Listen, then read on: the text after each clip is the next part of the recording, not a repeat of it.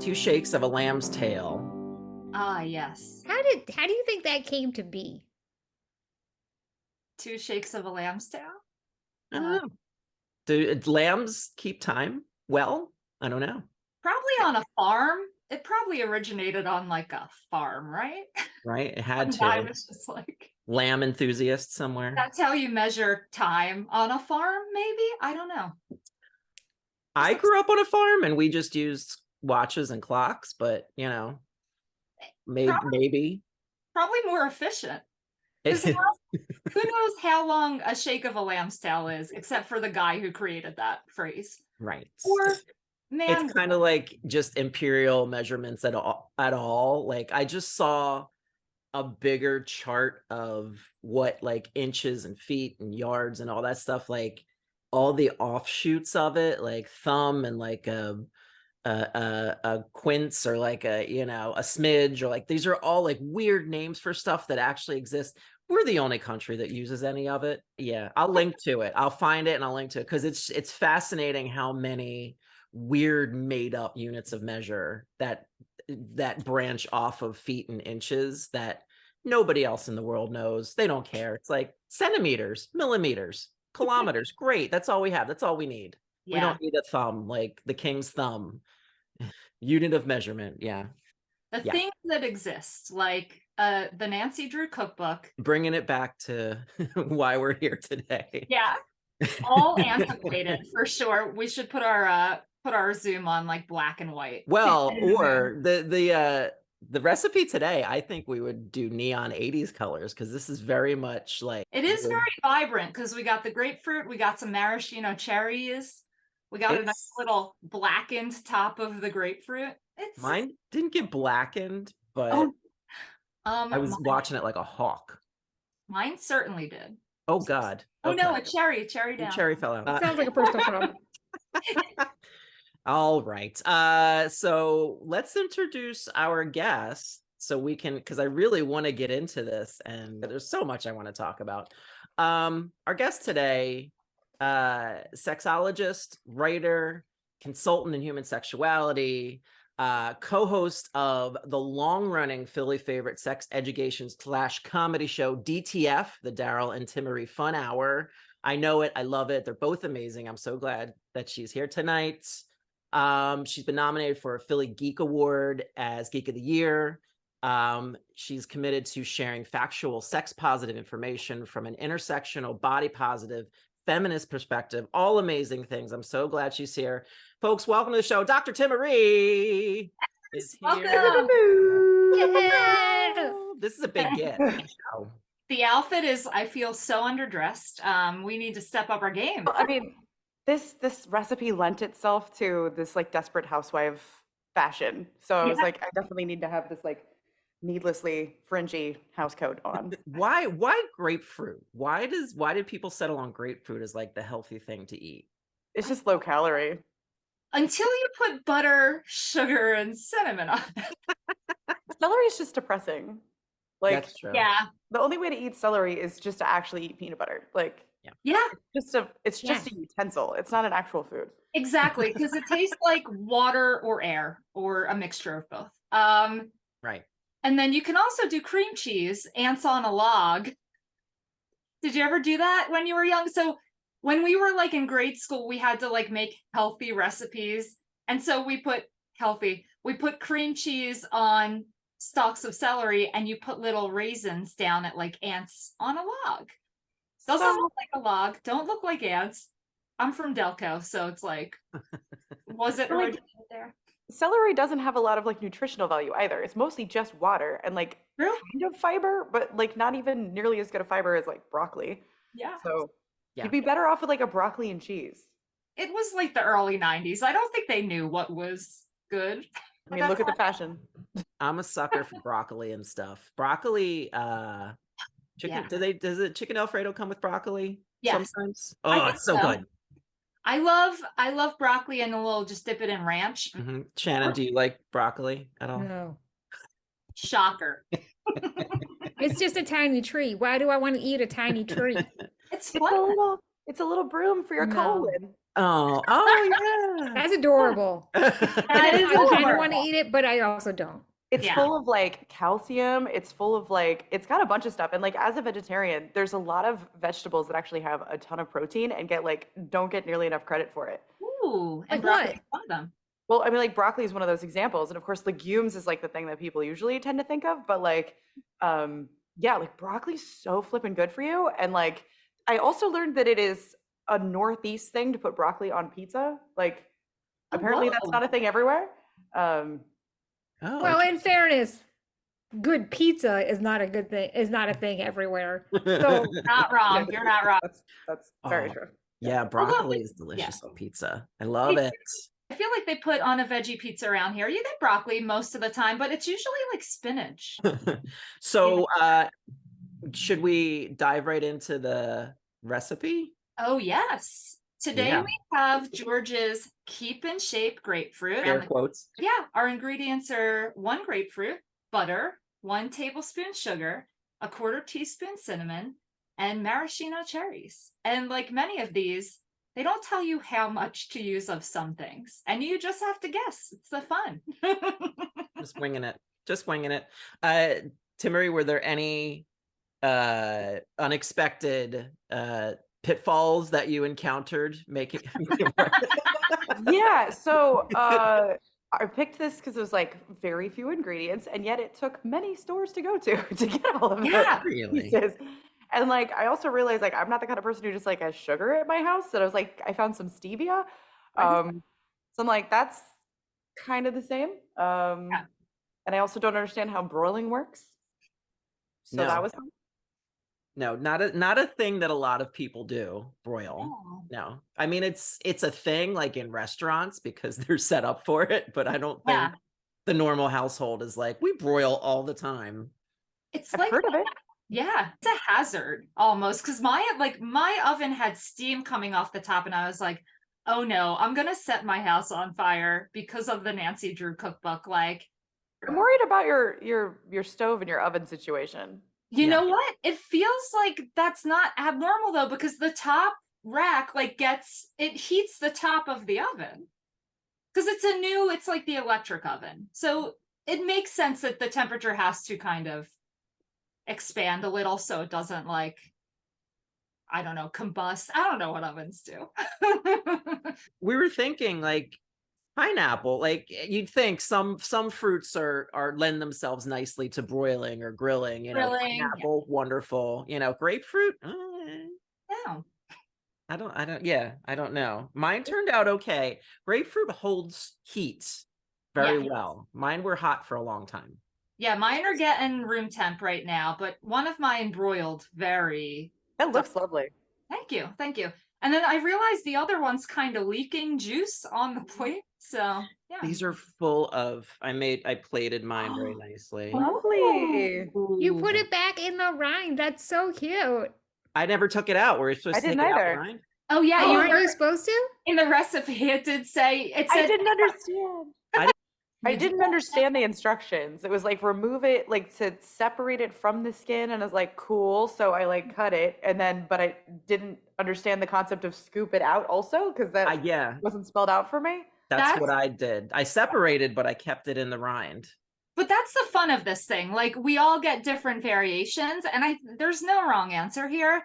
This was also very weird to cut the skin off of. Like, it doesn't look good, and I'm gonna be eating like a lot of weird like chunks of half skin. Oh no, maraschino cherry down. Where did it go? Cherries keep falling out. Oh no, I don't know where it went. As long as it's not like under my body. Where did it go? Okay, that's fair. I'll find it. All my memories of grapefruit are very like tart and not. I personally do not enjoy grapefruit because the taste of it is too much. Yeah. So I'm hoping this changes my mind about grapefruit. So Yeah. this is the first grapefruit I've ever eaten. Like I bang with grapefruit. Like right now I'm drinking this drink called the Fire Ant that Flirt Vonnegut made for me. And it's got grapefruit juice, it's got Cointreau, it's got gin, and it's got Tabasco and a little bit of lime juice. So I've got a little bit of grapefruit over here, but this is the first one I've ever eaten. Like that's Yeah. not Okay. a thing I've ever done. We will link that whole recipe in the show notes. So if anybody wants to make one to go along with your grapefruit, boozy brunch for your brunch. grapefruit.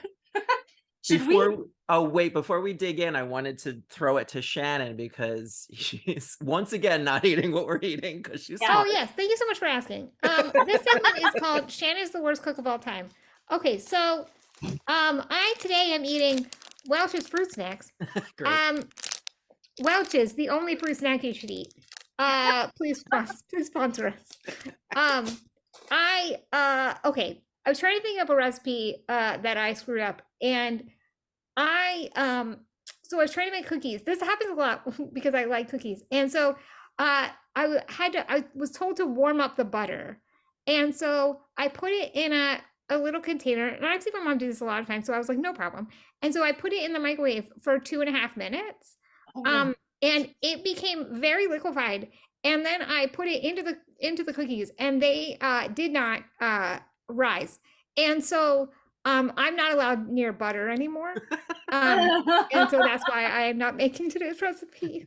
Yeah, no, it called for dots of butter, so you're exempt. Yeah. Again, one of those weird measurements in America. Just a dot of butter. What does that mean? I don't have a spoon that says dot on it. That's so Midwestern. Yeah. Is it Midwestern? Yeah. I'm just guessing. Also, that's so funny because butter is like square, and I was like, what? I also didn't have butter, so I was like, margarine? Nice. I mean, that's basically butter. Yeah. And you can't believe it's not, but it is. Well done. Thank you. Yeah, anything goes with the Nancy Drew cookbook. We don't know how most of this exists. No. So let's get crazy, No. Switch Good it up. luck, guys. I wish you all the best. All right. Shall we? What's happening now? Oh, Yeah. let me get my fruit snacks. So I have a fork and a knife, but I think I'm just gonna go right in. I think I'm just gonna I have my spoon. Yeah. I'm I'm basically using the skin as the bowl. The bowl knife. Yes. This is a soup. This is a juice soup. Yeah. I also learned maraschino cherry is not real fucking great for you. So Great. they have no nutritional value. Ooh, this. Oh. Oh, really? Yeah, they're like just flavor and stuff to put in your drinks. They're super high sugar too, right? They're like not healthy 1 iota. Cool. All right. Well, this is heavy stevia and cinnamon. So I got a big note of cinnamon, and then I tasted the grapefruit so hard that like my brain can't compute the two flavors together. Yeah, they're not combining at all. The grapefruit is very much fighting against everything else. It's not bad though. It's not awful, but it's not like awful. It If really. you put alcohol in this. Oh people yeah, would drink it. People would drink it. Soak it in like some vodka, like when you put it in a watermelon. Yeah, not a bad. Yeah, if you did all of this and then you filled it up with like a vodka or a gin or something like a clear liquor, and then maybe put it in the freezer. Ooh, Is that crazy? What would happen? No, so that's like funny you should mention that. So like when you said it was a juice soup, a lot of the recipes in here are called like salads, and they're not salads. And a lot of fruit in the freezer in this one. So we should try it. We should do a variation for the Patreon listeners. We should try to do a alcoholic juice soup version of the grapefruit. One summer I made Jello shots, but I made them in like I cut oranges in half and then scooped out so it's just a rind like a bowl. Put the orange Jello shots in the rinds, let them set, and then I took them out and cut them. So instead of having little cups for your shot, you just take a slice of orange and put that in your mouth. And it's biodegradable, no cups. You can just throw the rind out and you get your shot of whatever your alcohol choice is. Oh my God. Okay. So good for the environment. Yeah. That's great. Loved it. Yeah, it's not terrible. It just, I think actually in tandem with this drink, I'm having a good time because I got like the very sweet and then I got the spicy over here with the Tabasco and stuff. So I'm like, you know what? Actually, this combo kind of slaps. I love it. I love it. I love the spice and like tart, sweet and Oh yeah, I'll throw some sriracha in anything. Like Nice. Hell yeah. Like I'm your a salad. sriracha in my mac and cheese kind of gal. Oh yeah. Ooh, yeah, the best. I'm getting to the cherry part, and I got like a bunch of cherry juice because you can only put it in the middle, right? Right. I That's put the them on top. Oh, nice. Mine kept sliding off, so I just gave up and put 2 in each middle, but one is somewhere in my room, and I will find it later.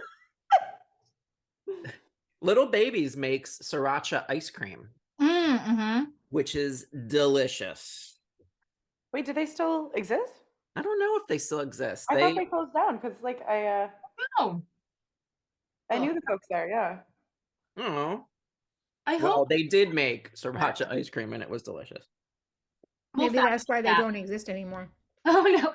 So they made an everything bagel ice cream, and one of my favorite moments is Kate Thompson, who we all know and love. She ordered everything bagel ice cream because she really wanted to try it, because she was like, I have to challenge myself. And she took like one bite of it and like threw the rest in the trash. And we all had good ice cream. And we're like, it's on you. It's on you though. You're an adult. You made a choice. How dare you be adventurous? Yeah, I love a food challenge, but I was like, nah, I'm good. Yeah, I'm like a hot ones kind of food challenge. Like, Mhm. we do that probably twice a year. Get together a bunch of fellow masochists and then people who like observing us, and we do the hot ones, and then like ask each other some kind of question for each round of What? something we're reading. So like it's like the show Hot Ones, where you know it's technically an interview show. Mhm. And so I've got some books that I got when I was like in college, and it's just like to get to know your friends, like to ask questions about like, you can, would you rather kind of questions, or like Yeah. which dead celebrity would you, whatever. And Right. then we also sometimes will do it with a whiskey pairing for each one. Pretty Okay. intense. It's pretty intense. Hmm. I would just like to say that I am always very grateful that I have a bidet for the next day, because that's a lot to do to your body. Yeah, that's playing with fire, literally, I think. Yeah. It's all good on the way in. It's the next day that's really exciting. And like Right. Oh no, yeah. I learned the hard way not to use seitan, because like seitan will like expand in the stomach and it just soaks it up. So it's like way more intense, and then also like it expands and it hurts the next day. So it's like you got to get like a vegan chicken nugget. Oh my Wait, god. what was the thing you said not to use? What? I'm sorry, I'm an idiot. What is that? Seitan, it's so it's Seitan is how it's spelled. It sounds like it's like hail Satan. But it's a protein substitute that's like vegan. So sometimes you can get like a vegan chicken wing or something made out of seitan, or you could put it in whatever. But yeah, it's like it's got a much tougher consistency than a tofu. Like tofu's real squishy, so it's it's good for like crumbling on things. But yeah, it expands when it gets inside of you. That's scary. What is It's- seitan named after? Great question. Beelzebub. Oh, that's what I thought. Lucifer. Look that up. I have a question about hot ones. Oh, yeah. Why only, it's more of a like philosophical question maybe, but why only spicy stuff? Why not really sour things like the grapefruit we're eating, or something that's like also very challenging to eat, well, but may not mess you up the same way? yeah, well, it's challenging in a different way, because like sour is an intense thing, but it's not like you're gonna have a lot of physiological reactions to it. It's just entirely a taste. But with like all of the capsaicin from the hot things, you're gonna have physiological responses of like your body, your whole body will change. And it like depends on who you are and how sensitive you are to it. But the folks who really like spicy stuff, it's kind of like an endorphin rush. And it's a really it's it's one of those things for like people who like intense sensations. Like if you like skydiving, if you like anything that gives you some kind of physiological rush, and in that state you're going to answer the questions differently. Yeah. Oh, that makes sense. Yeah. That's why it's a genius interview format, because like you'll see somebody like one of my favorite Hot Ones episodes is Charlize Theron, who comes on there super polished. You know, this is a person who's been famous since she was a teenager. Like she's very, very press ready. Just like, you know, and it's all just very polite, quick answers because she doesn't know how this is going to get edited. And then she just starts wilding out. Fantastic. Fantastic. Then you get to see the real person in there. Yeah. No, it's so fun. I watch it whenever I'm like just chilling. I just put on a few episodes of Hot Ones. It's so fun. It's so good. Let me know the next time you do it because I want in on a Hot Ones challenge. It's fun. It's fun. We get like a big weird group and like I start pacing around. Yeah, I feel like my body, I would like deteriorate pretty quickly. Everybody finds out how they deal with stress. Yeah. That would seem like it would be a great interrogation tactic. Like screw hooking yourself up to a battery, your nipples to a battery, which I'm a fan of, but like just feed somebody hot wings and like ask them questions. Yeah. Why not? I'll Cheaper. tell you anything you want. Yeah. Right. What's I know that they measure hotness in Scoville, right? Scoville. It's not a real thing. It's not a real thing. It's but, it's a fake measurement. Yeah. There goes my question. But add it to the list. If it was a real thing, what do you think the hottest thing that you've eaten is in those fake units? It's hard to say because there's the difference between just the sheer heat and then kitty stretch. Kitty. And then also there's like things that are just painful and bad. So like for instance, the Hot Ones brand specifically, they have like Da Bomb and Da Bomb Insanity, which are hot sauces that are not flavorful. They don't taste good. They're just painful. It's like getting mustard gas. You know, it's like you're in World War I in the trenches. Like it's unpleasant. There's nothing good about it. So I've done those kind of things, and there's a lot of different brands that have their version of that, and it'll just be like an all black bottle with a bunch of X's on it or whatever. Okay. And those are that's not my vibe. Like I want it to be flavorful too. Like I'm not. It's not just the pain; it's about the presentation. You know? Yeah. Yeah, it's always good when it like you get like a nice taste and then it just like punches you in the mouth, but you get that like initial like enjoyment. Nose starts running. Yeah. Eyes watering, face red. Do you think the kind of daredevil stuff like that, like I'm just gonna eat this sauce because it's super hot and it's painful, not just flavorful? Do you think that kind of daredevil-y stuff is a gender thing or just a specific person thing? Like, where do you think that comes from? Of like, I'm just gonna do this because it hurts and it makes me feel alive. I mean, if there's a gender component to it, I'd be really interested because I think it would probably be a complex gender thing. Like, because the women I know who are really into hot stuff are also very often very high femme too. Like, maybe that's just who I run with, but but there's definitely like a daredevil, thrill seeker, sensation seeking, masochism kind of streak to it. Yeah, it's the same kind of people who like there's something else, you know, like I ride a motorcycle, like, you know, just if you like intense things, I think. Yeah. Do you think there's an element that's like, I'm trying to prove something or like, I'm trying to like. Yeah, I've read some psychological research on like why people do things like this. And it seems like if you test your nervous system in these very like relatively safe circumstances, you're kind of like preparing yourself emotionally for real trauma. So there's a connection between, you know, like the pleasure that comes from pain because you get this big dose of endorphins, right? So it's people who just like get off on getting that big rush of endorphins, but also there is something to be said for like people who like roller coasters and horror movies. You're kind of like putting yourself under a, you know, prescription level dose of terror and pain so that the real world is more manageable. That's crazy to me. I was just talking about this with someone because I'm like a controlled chaos person. So like roller coasters, any haunted house that's like crazy, they can like take you somewhere. Like I'll do it. And like, I'm always like, it's because I know I won't die. Like, I mean, I could possibly, there's always a small margin of error in all of that, you know? Shannon looks incredulous.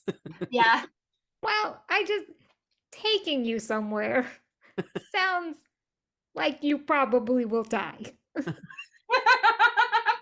I like when they take me places and don't tell me where they're taking me, mostly to back alleys, and I don't know the person, and I usually take drugs beforehand. That's what I really enjoy.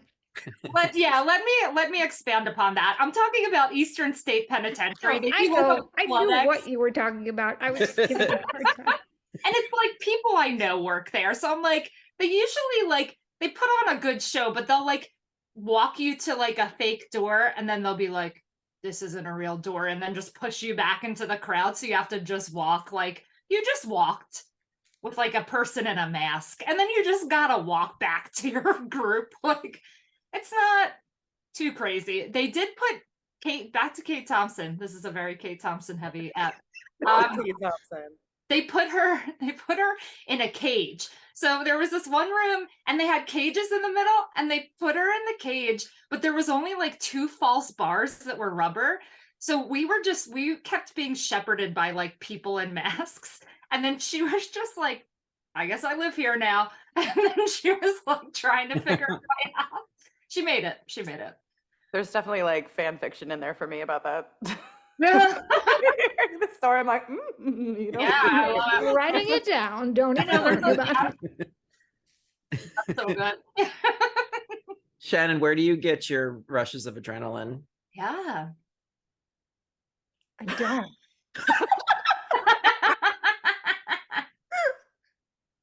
I don't know. Probably being on stage. Oh, that's a really good point. That's great. Yeah. The only place. Because other than that, I don't leave my room. It's a really sad episode for me. I sound really sad. I sound like a really sad person. I'm like, I don't leave my room. I can't understand butter. And I only eat Welch's fruit snacks. So don't even, it's fine. Also, Welch's fruit snacks. Delicious. Please sponsor our episodes. You better be in a commercial within the For next Welch's fruit snacks? How many more times can I say it before they send me free boxes? We'll see once this airs. We'll send this episode to the heads of the corporate execs. Yeah, we'll find out where they are. Just show up. Hey, you want to listen to a podcast? Yeah. That's just like the hot ones. Pretty much. This is my version of hot ones. The different fruits and the different types of Welch's fruit snacks. We need this is an orange.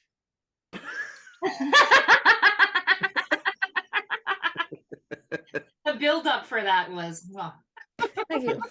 Chef's kiss. Yeah, I should have made myself an actual drink, because I just have water, and the grapefruit and the water are not. It's like I just brushed my teeth and it tastes terrible and I hate it. Oh no. I know. I have a grapefruit drink and grapefruit, and the grapefruit's like really kicking me in the mouth when I eat it. Yeah. And I tend to try and eat like the whole thing when we do something. So I only have half of a half. So I've eaten 3/4 of this grapefruit. And that's how it works. It is a diet food, because you just can't do it. You can't. Yeah. Yeah, it's really sour. Like, I do love citrus, but like this is too much, I think. I have a friend who's allergic to citrus, and I just think that's so sad, because it's like, oh no. There's a lot of things to be allergic to that make me sad. Like, and like there's increasing number of like food allergies in the world. Like I have a friend who can't have like anything with fructose and is also lactose intolerant. And a ton of people who can't have nuts and like all of those kind of things. And I'm just like, oh man, the world is so mean. Do you think it's like people are actually getting more intolerant to foods, or is it just like it's just being reported more? There's probably a combination, but from like most of the research that's out there, it's like part of it is that because our immune systems are tested very differently than previous generations, we're a much cleaner. We are more about antiseptics. We're more about antibacterials. We're more about like hand washing, things like that. So our immune systems are tested very infrequently compared to generations past. And that's the prevailing theory about why we're developing these other allergies, because they're very location dependent and culturally dependent. Like for instance, in Israel, they have almost no peanut allergies because the kids consume a lot of Bombas, which is basically like a peanut butter Cheeto. It's a very, very common snack for kids. And so because they're exposed to peanuts really early and very often, they just don't tend to have the allergies there. Yeah. That's really interesting. And also our bodies can change really quickly too. Cause I know for me, I recently became allergic to like bell peppers and stuff. What? For no reason. I would eat them all the time, love them. Then all of a sudden, the past couple months, I eat one, my lips blow up, I get all itchy, and it's like, well, great. Now there's a food that I can't eat. And it's people just say, oh, your body changes sometimes. I'm like, well, why can't it change? And like I gain muscle mass and look like a bodybuilder. Why can't it change that way? Yeah. Suddenly get the ability to read minds, you know? That would be great. Yeah. Nope. Just can't eat bell peppers anymore. I can't wait till it changes back. But yeah, that's another thing that's scary is like your body could just all of a sudden, oh no, I don't like that. What is that like a common thing? What is that? It's like body changing? Yeah, like just developing allergies over time. I never understood that. Yeah. The wages of staying alive.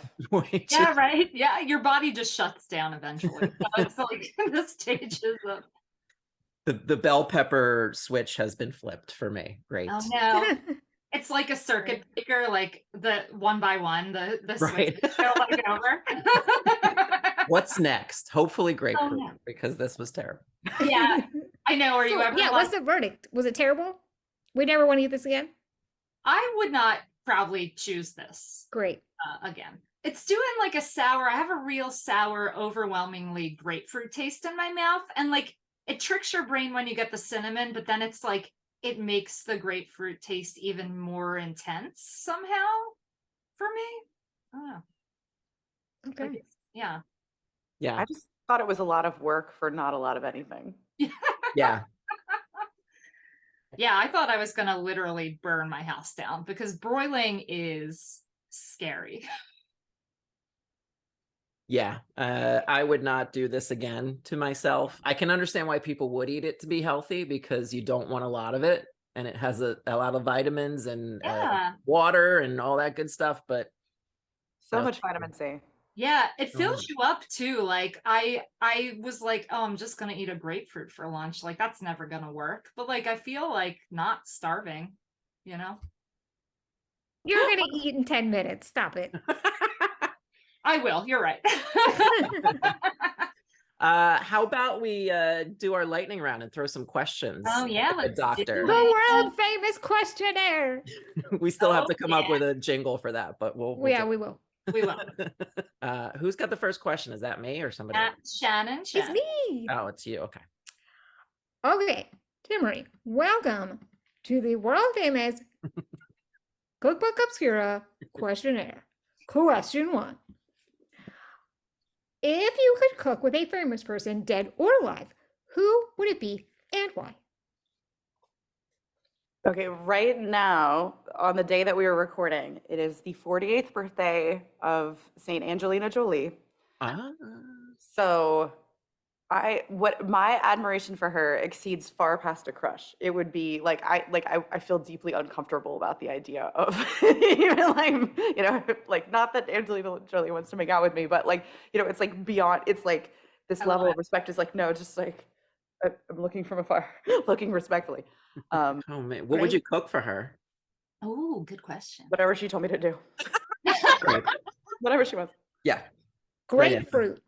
I don't get the impression she eats a whole lot, so yeah, probably eats grapefruit. That's true. All right, question 2. If someone cut you, what sauce would you bleed?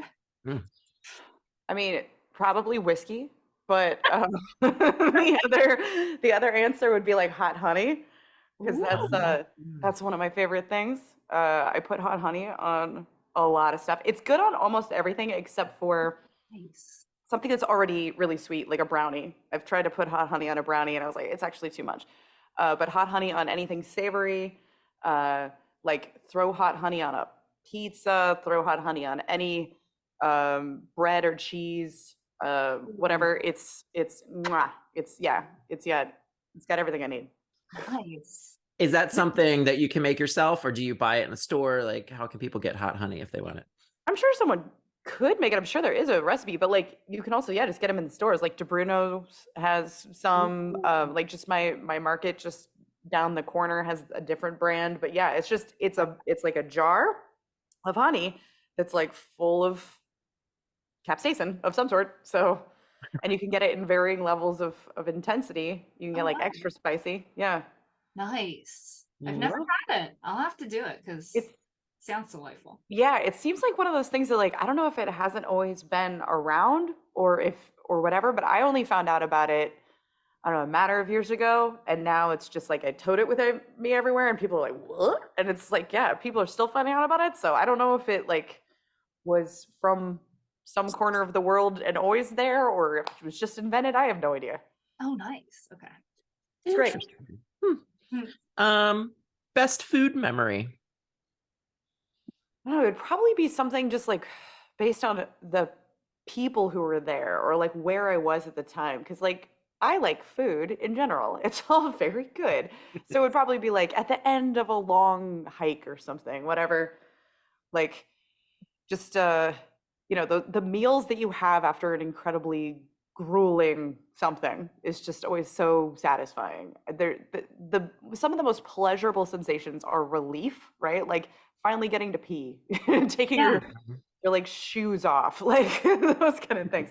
Really, that's what orgasm is too, right? It's release, it's relief. And like, you know, when you get to finally eat after a long day of doing stuff, whatever it is, whether it's good or it's hard. Yeah. Nice. I love that. What is your favorite kitchen utensil? I have big love for the spatula. Nice.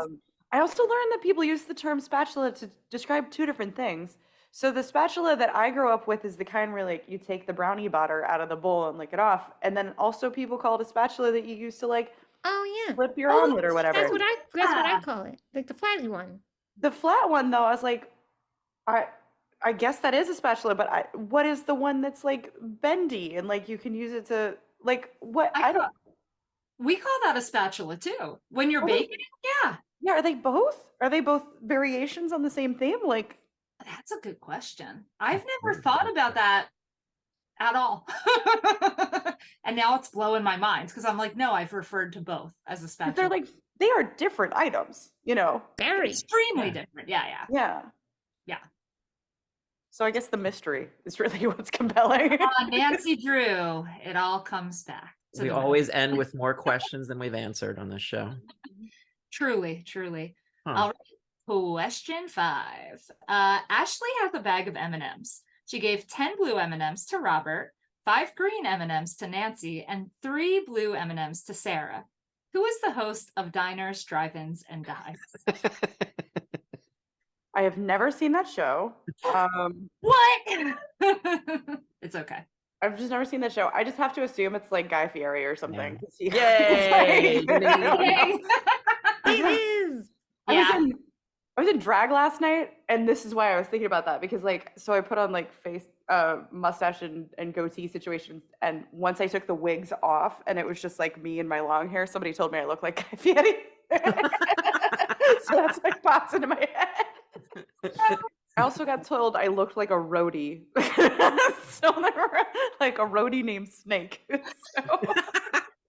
Very specific. How many? Yeah, what percentage of roadies are named Snake? I All bet of them, 100%. 100%. 90 or above was my guess.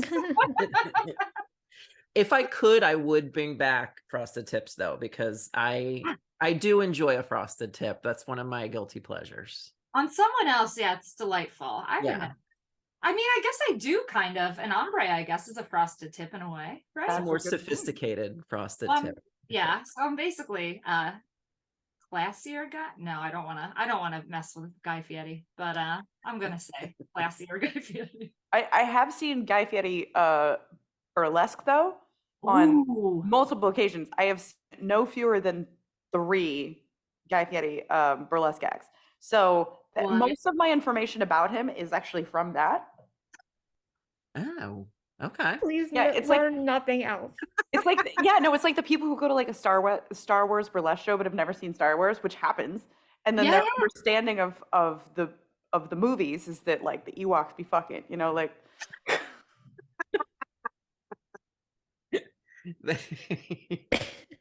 They do. Tagline, Lucas. Lucas, if you're listening. Star Wars After Dark. That's great.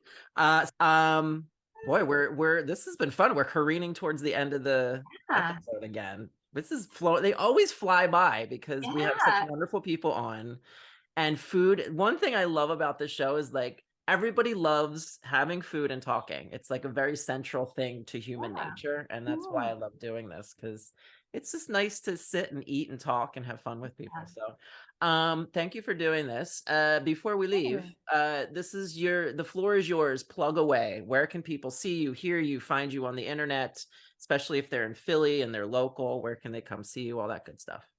Well, the clearinghouse for all these things would be at drtimaree.com. So that's DRTIMAREE.com. And there you can find in the blog, not only like a bunch of news articles around sexuality that is, you know, happening right now, but also my events. I've got stuff that's like comedy based, like we have DTF, the Darryl Timaree Fun Hour. We've got our 10-year anniversary show coming up. That'll be June 24th. I don't know when this is coming out, but that will be June 24th at Frankie Bradley's. I also have a lot of burlesque events. So things like Slut Church, which is all metal music and kink and burlesque. And then I have a show called Get You a Babe Who Can Do Both, where burlesquers give a TED talk in the first half and then they perform burlesque in the second half. I have a show called Safe Word that's all kink burlesque. So if you got really turned on by like the Cheetos in the toes stuff, or the idea of Kate Thompson in a cage, any of those things, you should come to Safe Word. So shows like that, we have a bunch of those things coming up, so you can find all of that at drtimaree.com. If you want to look at pictures of my butt, go to Instagram at honeytree.evileye. That's where I keep a lot of my burlesque stuff. So just want to put that there as an option, just a heads up, don't follow if you open up your Instagram at work a lot and your boss cares about those kind of things. Not somebody we want to work for anyway. Yeah. Right?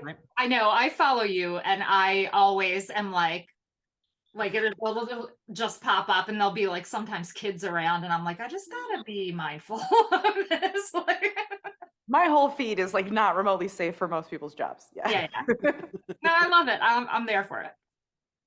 I hate to do this, but it just popped into my head. If you could leave our listeners with one thing to think about, because there's a lot of turmoil in the country right now around sexuality and trans rights and drag and ridiculous shit that we shouldn't be putting up with right now, but we are.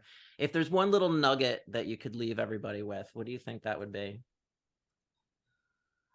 I mean, the whole point of all of this, right, is just like about your personal autonomy. That's what all of this is about. Whether some guy you've never met gets to decide what you do with the rest of your life and how you spend your time and who you hang out with and how you express yourself and like what you do alone in your room. Like at the end of the day, I don't need everybody to do the same thing or like to say that it's great that you do burlesque or drag or whatever. You just need to respect the rights of other people to live their lives and think to yourself real hard how it actually impacts you if someone lives a different way. Like, and if it doesn't, if your big fear is just that it will influence other people to do that stuff, then you have to do a little bit of interpersonal, like intrapersonal work on like why that's a concern.